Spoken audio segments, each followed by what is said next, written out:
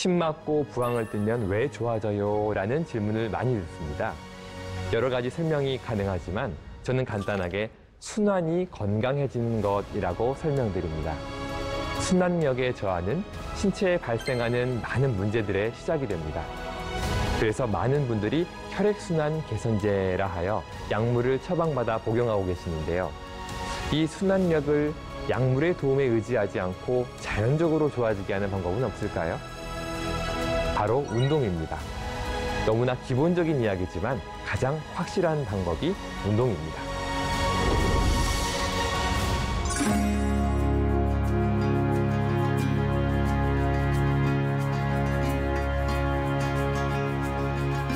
안녕하세요. 기독한 이사회 부회장 오정환입니다.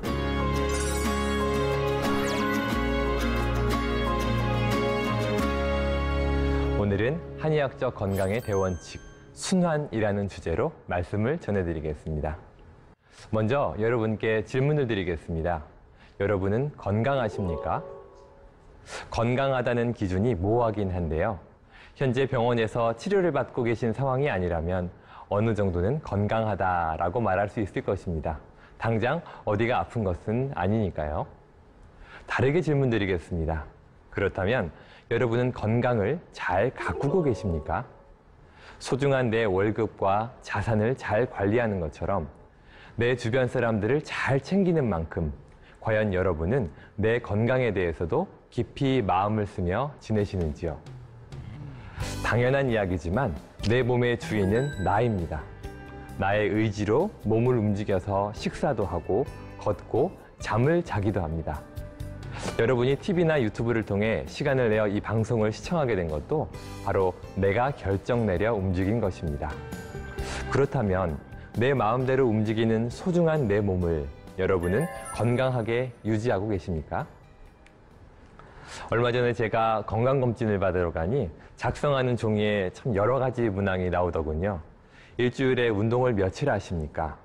하루에 운동을 몇 분 하십니까? 또 숨이 차는 강도로는 몇 분 하십니까? 참 구체적인 질문들이었습니다. 왠지 사실대로 써야 검진이 정확할 것 같아서 솔직하게 체크하다 보니까 참 반성하게 되는 시간이 되더군요. 바쁘게 산다는 핑계로 운동다운 운동을 거의 안 하고 살기 때문이죠. 내가 내 건강을 잘 챙기지 않고 있구나 싶었습니다. 내 몸의 주인은 나이지만 진짜 주인은 하나님이십니다. 이사야서 52장 7절 말씀에 복된 좋은 소식을 가지고 산을 넘는 자의 발이 어찌 그리 아름다운고 라고 하셨습니다. 하나님께서 우리에게 주신 몸은 그 자체로 소중합니다. 내가 몸의 주인이 되어 쓰고는 있지만 이미 존재만으로도 하나님께서 기뻐하시는 소중한 대상인 것이죠. 주님께서 나를 쓰시도록 드릴 때 나보다 나를 더 사랑하시는 주님께서 수많은 일들을 이루실 것입니다. 복음을 들고 산을 넘는 발이 되기 위해 우리는 우리의 몸을 소중하게 여기고 건강을 잘 관리해야 합니다. 어르신 환자분들을 만나면서 이런 말씀을 많이 듣습니다. 이제 다 되었는데 그만 가야지. 나이가 드시니 마음도 지치고 몸도 여기저기 아파서 하시는 말씀이시죠. 그러면 저는 귀에다가 속삭이듯 이렇게 말씀드립니다. 어머니, 옆에 90 넘은 할머니가 들으면 화내세요. 이제 살 만큼 사셔서 더 바랄 것도 없고 더 이룰 것도 없으신 어르신들입니다. 하지만 아직도 사실 날들이 10년, 20년 더 남아있다면 어떨까요? 10여 년 전에 저희 할머니께서 돌아가셨는데 그때 연세가 99세셨습니다. 말로만 100세 시대라고 들어왔는데 정작 제 가까이에서 할머니가 99세까지 장수하신 것을 보니 그 말이 정말 실감되더라고요. 우스갯소리로 숨이 꼴딱꼴딱해서 이제 죽는가 싶어도 병원에 가면 다시 살려놔 버리니 더 힘들다고 하십니다. 그러니 10년, 20년 더 사셔야 한다는 게 꼭 틀린 말이 아니죠. 천상병 시인 귀천이라는 감동적인 시가 있습니다. 나 하늘로 돌아가리라. 아름다운 이 세상 소풍 끝내는 날 가서 아름다웠더라고 말하리라. 천국에 올라갈 때까지 수고하여 일하고 베풀고 또 사랑하고 그렇게 최선을 다해 살다가 천국에 간다면 하나님께 부끄럼 없는 삶일 것입니다. 하지만 말년에 푹 쉬다가 왔다고 말하리라 하면 되겠습니까? 직장 생활 3, 40년 하고 한 30년은 무료하게 지내다 왔다고 하면 될까요? 수십 년을 더 가치 있게 충분히 쓸 수 있는 몸인데 나이가 들었다는 이유로 스스로 쓰임을 중지한다면 너무나 안타깝지요. 수고하고 무거운 짐진 자들아 다 내게로 오라. 내가 너희를 쉬게 하리라. 잘못하면 천국에 올라가서 쉴 수 있는 군번이 아니라고 열흘되어 다시 수고로이 일해야 하실 수도 있는 일입니다. 내 건강 관리의 책임은 내게 있습니다. 산을 넘는 자의 발이 꼭 20대, 30대 청년의 것이지는 않을 것입니다.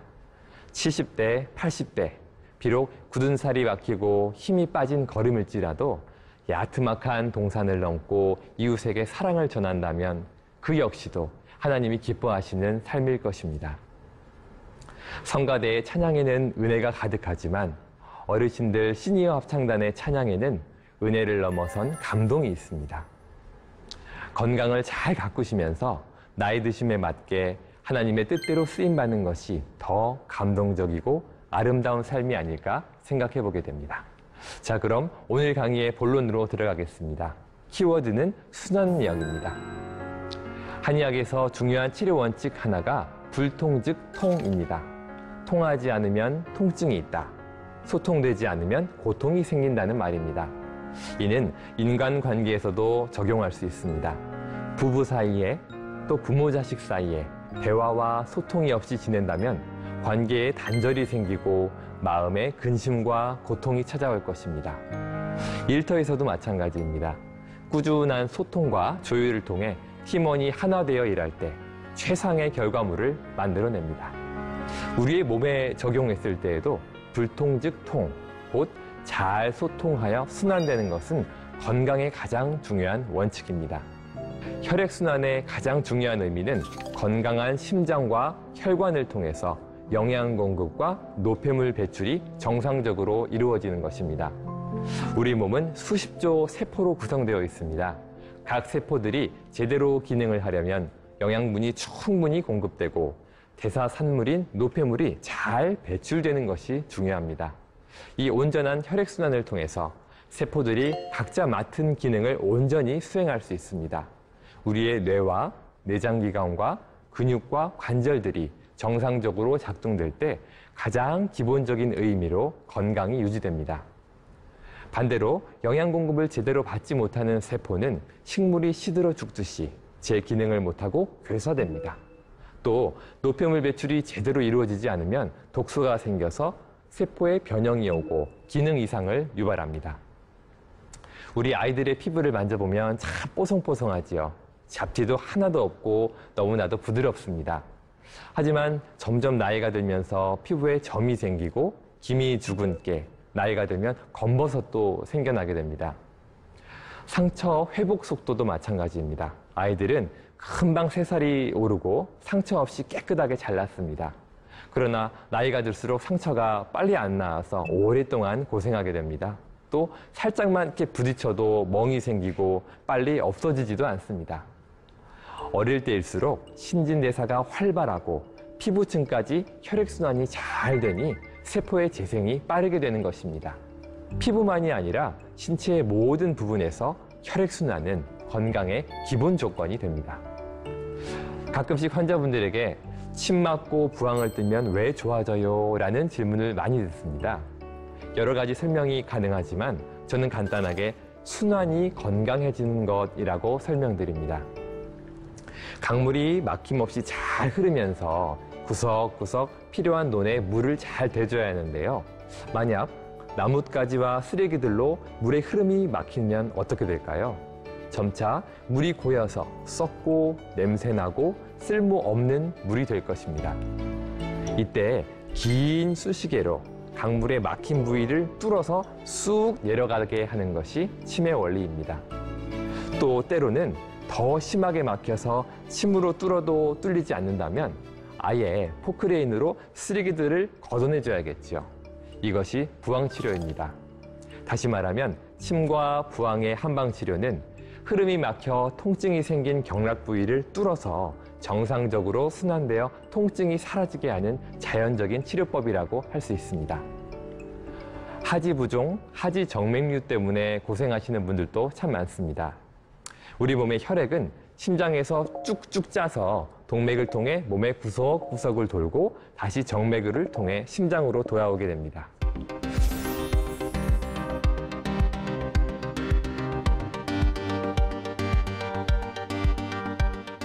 인간은 서서 생활하기 때문에 중력에 의해 아무래도 다리 쪽으로 피가 더 몰리게 되죠.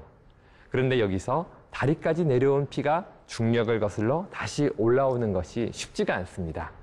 다리에도 심장이 있어서 쭉쭉 짜주면 가능하지만 그렇지가 않죠. 실제로는 심장에서 쭉쭉 아래로 밀어주는 힘에 의존해 다리에 고인 피가 거슬러 올라오게 됩니다. 그런데 나이가 들면서 심장의 파워가 적어집니다. 위에서 쭉쭉 밀어주지 못하니 아래에서 쭉쭉 올라가지 못합니다. 그래서 다리가 잘 붙게 되고 정맥 혈관에도 혈액이 고여서 확장되니 다리의 파란 정맥류 혈관들이 눈에 띄게 나타나는 것입니다. 혈액의 순환력이 저하된 것이지요. 잠잘 때 다리 밑에 베개를 고여서 피가 가슴으로 돌아오게 한다든지 압박 스타킹을 신어서 종아리를 조여서 다리에 혈액이 덜 고이게 하는 것도 순환력 저하를 개선하는 좋은 치료 방법이 됩니다. 나이가 들면서 퇴행성 관절염이 많이 오는데 가장 많이 발생되는 부위는 무릎입니다. 젊어서부터 힘들게 서서 일하신 분들에게 무릎에 문제가 오는 것은 당연한 일이겠지만 난 젊어서 고생한 것도 없는데 무릎이 아파서 병원 갔더니 퇴행성이라더라는 분들도 많습니다.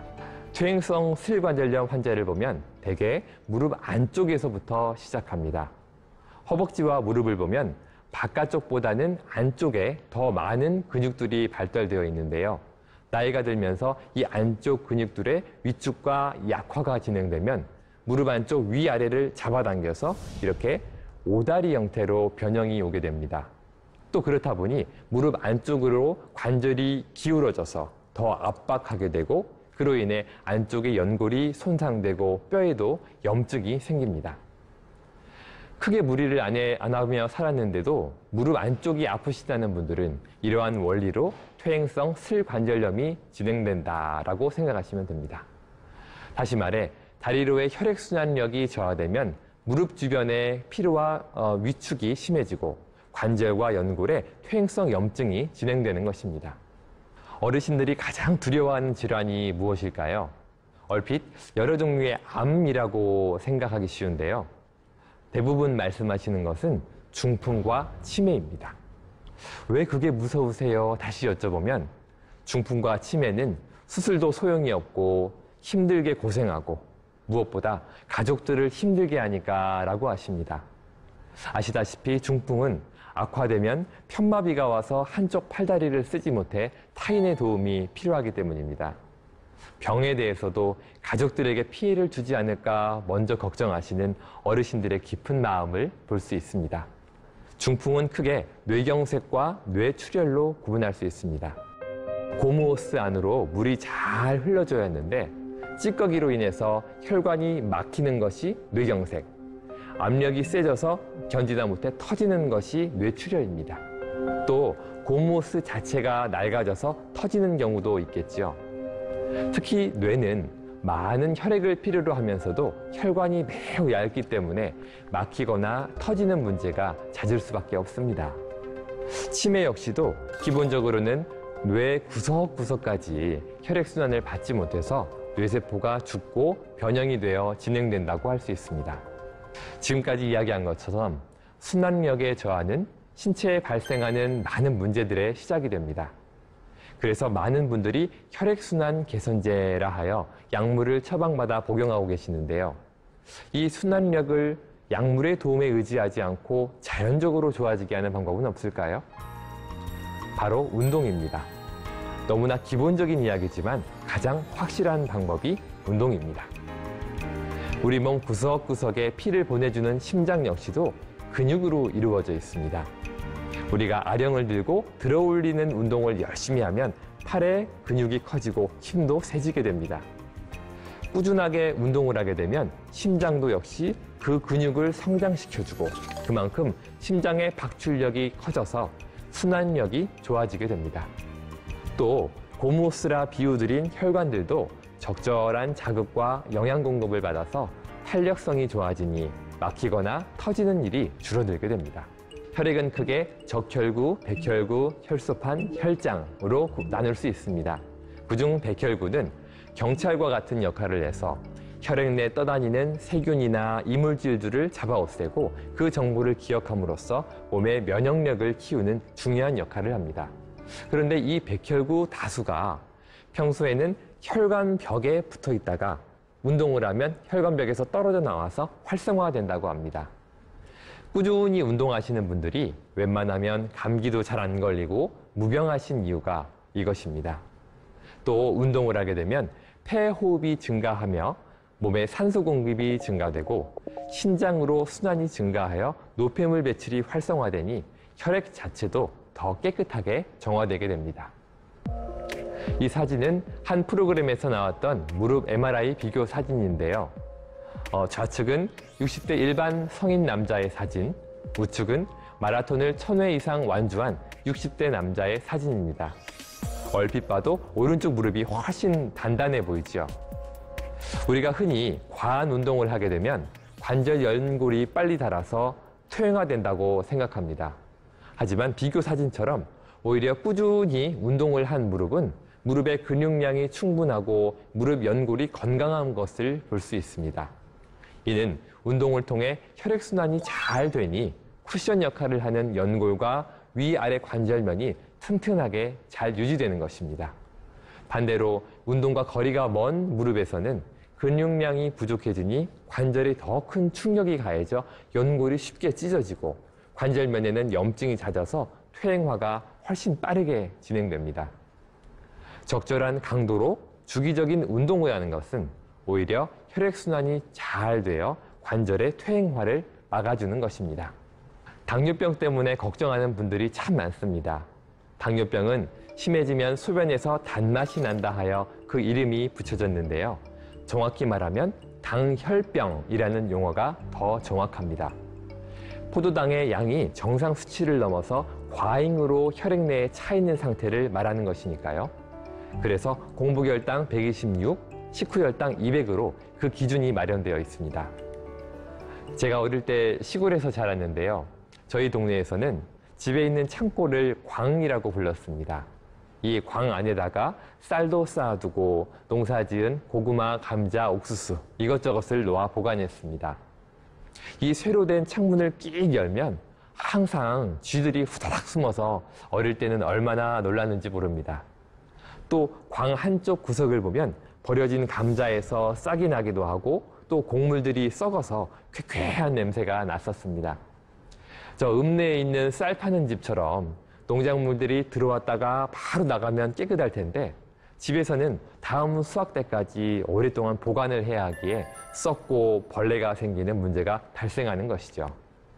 당뇨병도 이처럼 활동에 비해 영양분이 과잉되었을 때 발생합니다. 광 속에서 남아돌고 관리되지 않는 곡물이 썩는 것처럼 혈중에 남아도는 포도당으로 인해 여러 장기들, 눈, 또 손, 발가락 끝에서 문제가 발생되는 것입니다. 당뇨 환자의 90%를 차지하는 2형 당뇨병 환자들이 바로 이러한 유형입니다. 따라서 당뇨병의 가장 중요한 해결책은 운동입니다. 우리 몸의 근육은 포도당을 가장 많이 소모하는 부위입니다. 운동을 시작해서 근육량이 증가하게 되면 혈액 안에 포도당을 더욱 소모시키게 되어 당 수치는 저절로 떨어지게 됩니다. 특히 우리 몸 근육의 3분의 2는 허벅지에 몰려있기 때문에 하체 운동을 열심히 하는 것은 당뇨 관리의 핵심이라고 말할 수 있습니다. 따라서 당 수치가 높아져 당뇨약을 복용하기 시작하셨다면 꼭 운동도 같이 시작하시기 바랍니다. 고혈압도 당뇨병도 한번 약을 먹기 시작하면 평생 먹어야 한다지요. 그러나 병의 초기인 분들은 꼭 그렇지는 않습니다. 병은 우리 몸의 항상성이 깨어질 때 발생합니다. 꾸준한 운동과 식생활 관리로 병이 날 수밖에 없었던 몸의 생태계를 정상화시켜 간다면 자연적으로 몸은 회복이 되고 병에서 해방되는 것입니다. 당뇨 수치가 높다고 식사량을 확 줄이시는 분들이 많은데 오히려 저혈당이 돼서 어지러워 쓰러지는 경우가 많으니 더 주의가 필요합니다. 그보다는 꾸준한 운동으로 근육량을 점차 늘려주면서 적절한 양으로 조절된 식사를 하는 것이 당뇨병을 대하는 더 적극적이고 지혜로운 방법이라 할 수 있습니다. 결론적으로 꾸준히 운동하는 것은 가장 중요한 건강의 비결입니다. 나이, 성별, 체력에 따라 적당한 운동의 기준이 달라질 텐데요. 중년을 기준으로 말씀드리면 무리가 되지 않는 선에서 매일 30분 정도의 유산소, 10분 이상의 근력 운동을 꾸준히 하시는 것이 좋습니다. 처음에는 가볍게 시작하셨다가 1, 2주 단위로 점차 강도를 올려 몸에 적응시켜가는 것도 중요합니다. 앞에서 말씀드렸듯이 심장도 근육으로 이루어져 있습니다. 팔 근육을 키우는 게 목적이라면 아령으로 강도와 횟수를 점차 늘려가는 것처럼 심장 근육을 키우려면 가슴에 콩닥콩닥 뛰는 게 느껴질 정도로 숨이 좀 차는 강도로 운동을 해야 의미가 있습니다.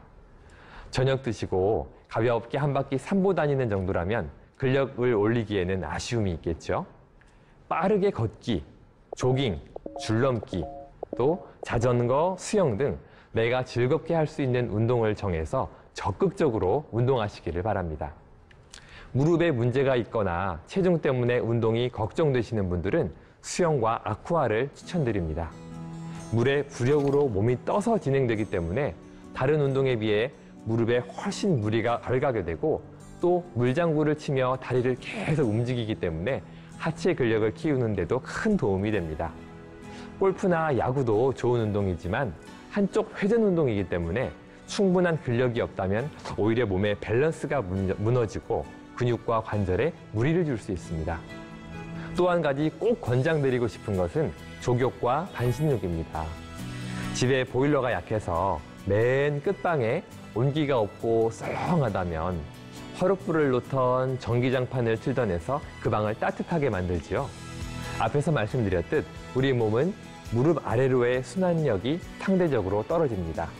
때문에 찬 방에 온기를 더하듯 자주 따뜻한 물에 발을 담그는 것은 아주 좋은 치료가 됩니다. 무릎까지 다 잠길 필요는 없고 양말 신는 높이까지는 잠겨지게 대야에 따뜻한 물로 매일 15분 정도 꾸준히 족욕을 해주시면 좋습니다. 자기 주도로 무릎의 퇴행성 관절을 예방하고 치료하는 가장 좋은 방법입니다. 주의하실 것은 발에 습기가 계속 남으면 무좀의 원인이 될 수 있으니 발가락 사이사이를 잘 닦고 따뜻하게 말려주시기 바랍니다.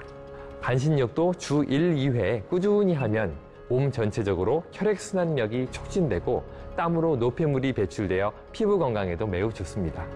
다만 지나치게 땀을 뺄 경우 기력 저하, 어지러움을 줄 수 있으니 주의하시고 중위험도 이상의 당뇨 환자나 발에 상처가 있는 분들은 물에 오래 담그는 것을 금하시기 바랍니다.